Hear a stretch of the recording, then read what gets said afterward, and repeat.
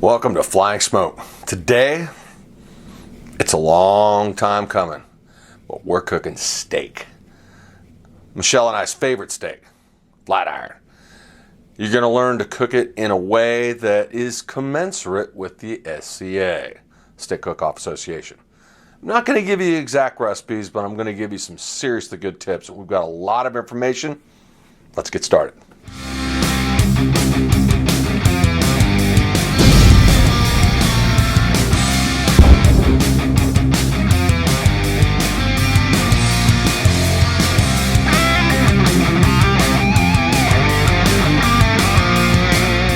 This, ladies and gentlemen, is a steak that a lot of you have maybe not heard of, maybe not seen. It is a flat iron steak, and this is actually a full flat iron steak that we got at Kroger's, and it was, how much is it a pound, Michelle? Price with cars, $11.91. $7.99. Yeah. How much is it? $7.99. $8.99 a pound. Yeah. But we got it for $7.99 a pound because we got it on sale. You can also get these at Walmart, but they are, I had to put my glasses away. They're half the size of this. They cut them in half. When we were on the cruise, they offered the steak every night, but it was a half steak. This is good for 2 people. All right. Now, I am going to, there is no need, look at this. Look who came and smelled the steak. Mars the Greyhound. I want to do a quick little salt brine first. My clean hand. And I'm just going to come by and do this with kosher salt. So let's go to the next step. So 30 minutes has gone by, and you can see a little shimmer to it. That's the salt drawing out stuff, meat proteins and myoglobin and all that other stuff. So I'm going to do the thing that I said you'd never see me do before. But there's a reason for it, and I'll explain it as I go. Cold water. I am going to get in this. You're not. There you go. All right, I'm going to wash the steak just with water, just cold water. Why? Well, the salt's got down into the meat as far as I want it to go, and I don't want to over salt it, as you can. Just cold water, give it a quick rinse. Now I can tell, you can't, but I can tell that this has, in fact, softened up the meat. Salt breaks down meat, and it gets down in deep. So we're going to do step 2 to this process.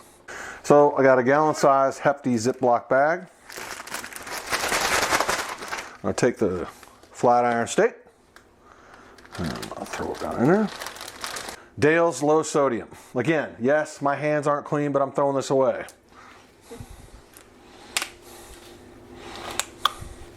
We're going to put this in. Use the whole thing. Now, if you use the whole thing, it should, in fact, cover it. So you want to just slowly go down, get as much air out as you can. Give it a quick little rub around. Okay, it's been 30 minutes, so we're going to bring this over. Okay. Put this on here. I'll throw it away. Now, normally we do a couple of steaks, but this is for you folks. So what I'm going to do is I'm going to just blot it off just a little bit. You don't have to, but I'm going to put some spices on it, and I want them to stick. So, I'll overblot. It's in, trust me, that marinade is in there because you can see the change in the color. All right, bring it over here. Today, because it's Wednesday, it's a quote from my wife, Michelle. I'm going to use 3 to layer the flavors. Remember, if you watch any of my other videos, it's all about layering flavors. So I've got 5 layers of flavors on this now. I put the salt to go down deep in there, and I did that by, without doing anything else.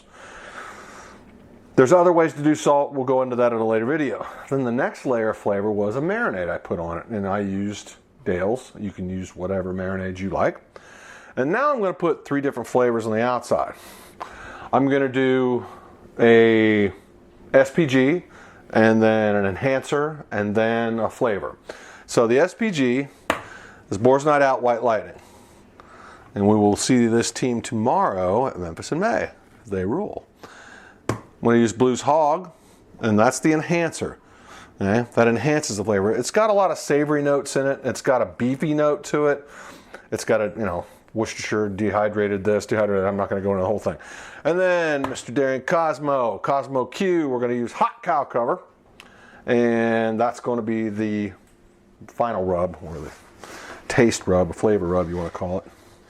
So we're just going to do this like this.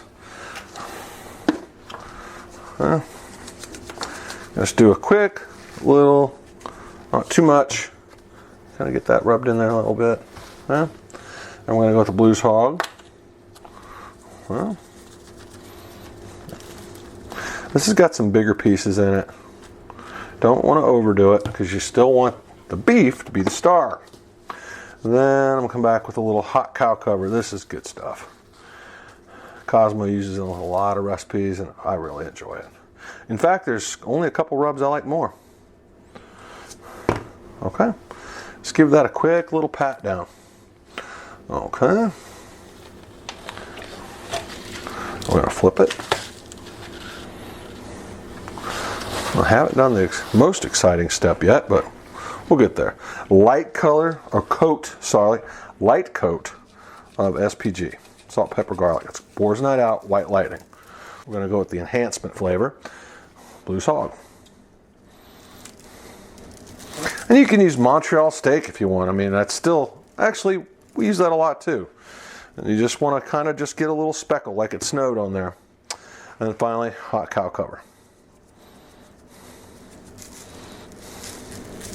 Now, another step that you can add, which I'm going to show you today, is something I think most people should do, but don't.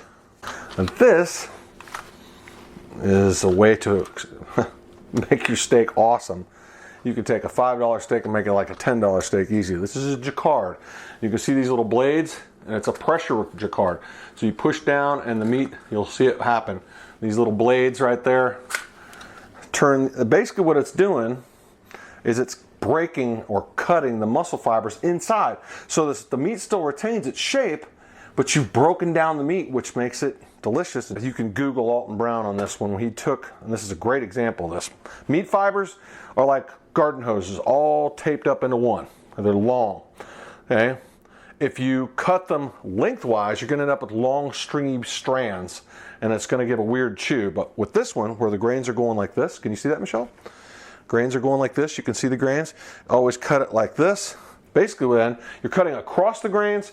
You're having short little chunks of garden hose, and they fall apart in your mouth. And this enhances it. I just give it a once over like this. We'll give it a little scoot. We'll get the rest of it.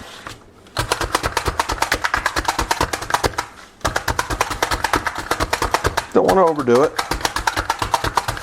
But I've just done, I can't even remember how many are on there, but you can see how deep that's going into the steak. And it's really making it tender. We're going to let this rest for a few minutes here and soak up some of these delicious seasonings we put on it. And then we're going to put it to the heat. And we're going to put it on the grill. We'll be right back. For you, it just keeps going. To move inside the garage because we have inclement weather here. But I'm going to use my Charbroil Commander. You can check them out online. I had it wide open because I want to get the grates up to at least 650 degrees, and it's about 650 degrees. So what I'm going to do is I'm going to choke these down a little bit.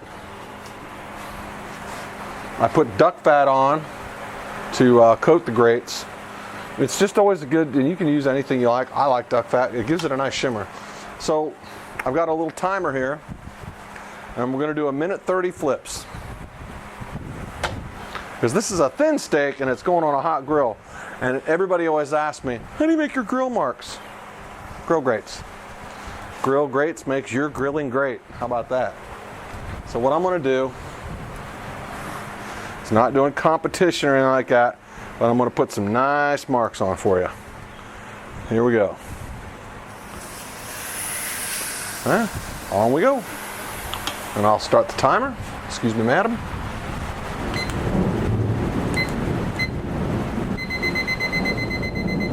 Yeah, the sky's really talking, isn't it? Here we go. Minute 30 clock is running. This is as close to competition as I've ever shown anybody on YouTube. But I'm going to go a minute 30, minute 30, minute 30, minute 30. And the last flip, the first two are going to be basically for looks. You have to adjust your time and whatever else based on your outside conditions. It's about 75 degrees. You also have to take into account, that's not true. What Michelle just said is you have to take into account the thickness of the steak. Absolutely 100% not true.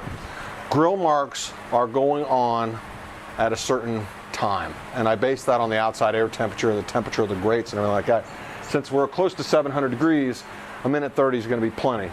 These grill grates are going to weld those grates marks on. On the third flip, I'm actually going to shut this thing off. I actually may shut it off in the second flip because it's going to have plenty of heat. This thing is an insulated grill.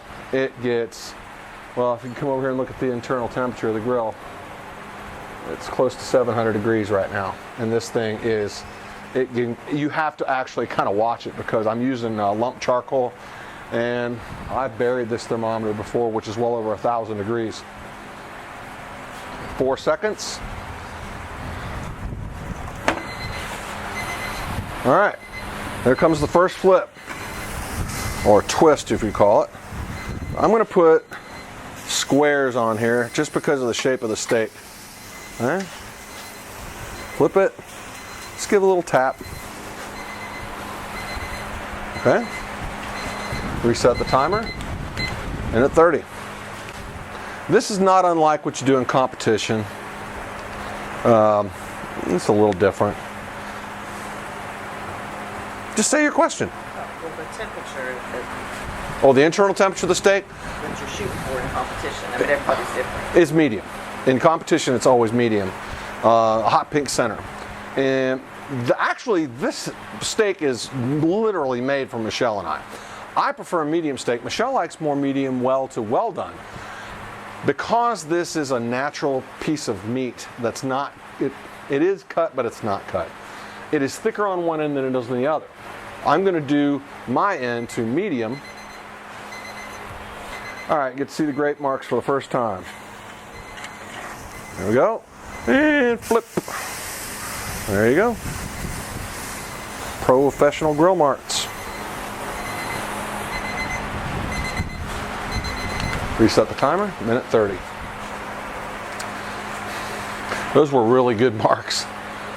It's a little hotter than I wanted to do, but like I say, with the weather, we're going to have to kind of deal with what we got to deal with.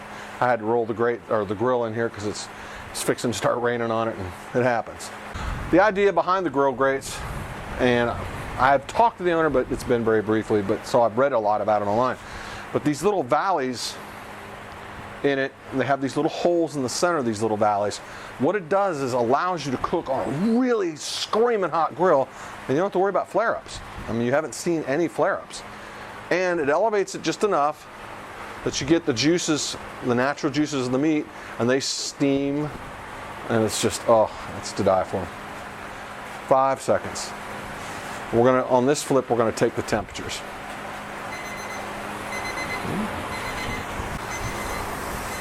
What number are you shooting for? Well, on the big end down here, I'm going for, about 130 degrees, and I'll pull it. Minute 30. And it's not for competition, so I know a lot of competition cooks, steak cooks are going, oh my God, I'm sure I'm going to get comments, but this is for family. So we do it with what we like. The only judge I got to impress is the one with the dark fingernails that you can't see behind there. It's got to be in front of the camera. There you go, baby. Okay. We're down to a minute 3.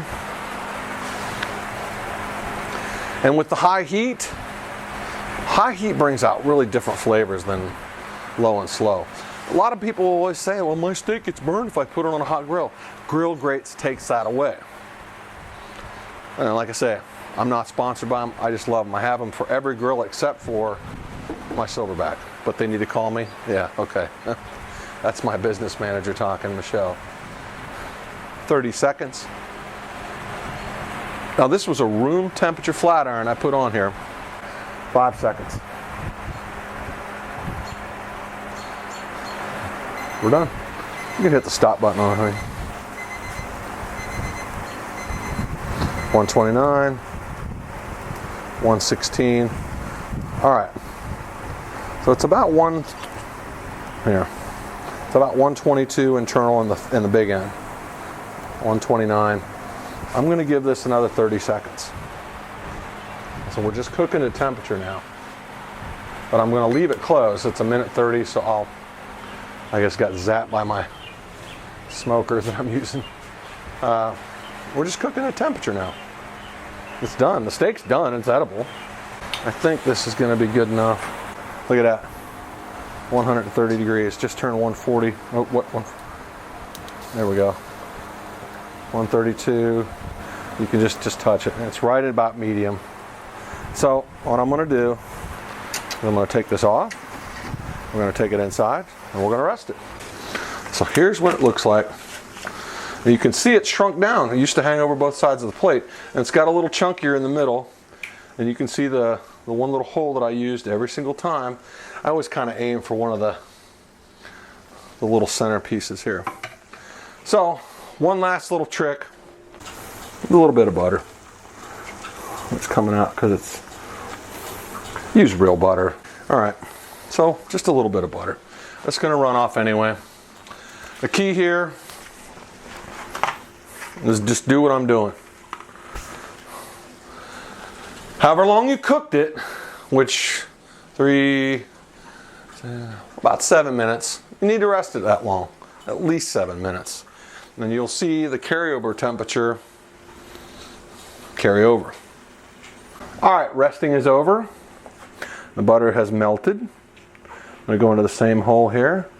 Well, look at that, 141, perfect medium. So we're going to cut this always. You want to make it elegant looking, so we can do that. So I'm going to cut it on the bias.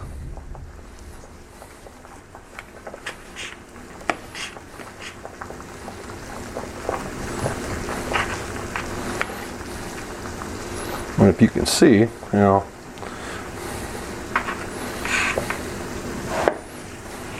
I'll get to the middle here and I'll cut one up.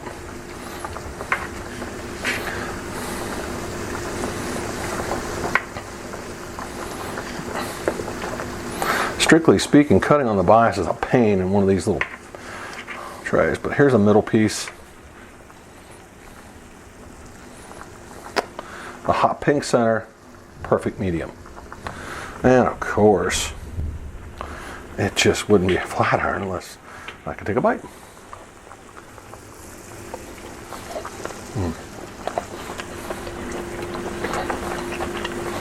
Taste the blue hog. A little bit of charcoal. Natural beefy flavors. This is a really good beefy steak. Awesome. And I don't know if you can see this, but let me see if I can get out of this piece here. Here. You get it. Watch this. Bit of juice. Because I cooked it hot and fast, it has all this juice in it. Now some of the butter and a little bit of juice is going to run out. That's why you do it on a plate. But if you're creative, you eat it in the same plate and you have au jus, which we are creative. Again, you got to cut it against the grain. The grains on this steak run this way. And I'm going to give Tootsie Roll here.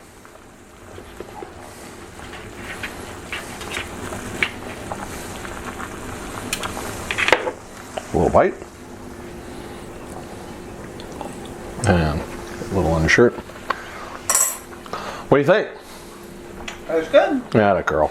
That's flat iron steak. I still stand by my statement that dollar for dollar, ounce for ounce, It is, well, it's our favorite steak. You cook it hot and fast. I'll put a flat iron up against almost any cut of meat, including filet mignon, including, well, porterhouse, which is half filet mignon, half New York strip, including a ribeye. And I love ribeyes. They got to be cooked right. Flat iron steaks, go get them. Kroger, Walmart. If your butcher doesn't have them, they can get them. You can get them online. Try them out. Let me know what you think. Leave a comment. Subscribe. We'll see you next time.